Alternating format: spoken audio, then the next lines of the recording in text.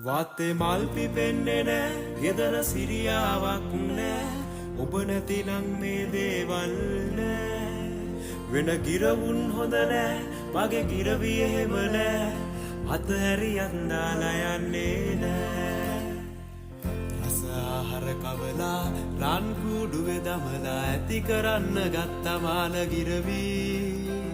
අතහරින්න කියලා ඇයි කියන්නේ ඔහෙලා සිතුවද ඇදාලා යයි කියලා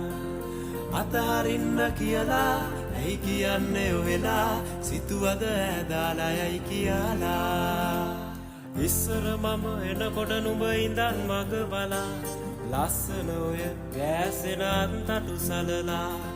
ආදරේ කිය කිය ඉඳලා මට නොකියම ඇයි ගියේ වනයට පියාඹලා වනයට පියාඹලා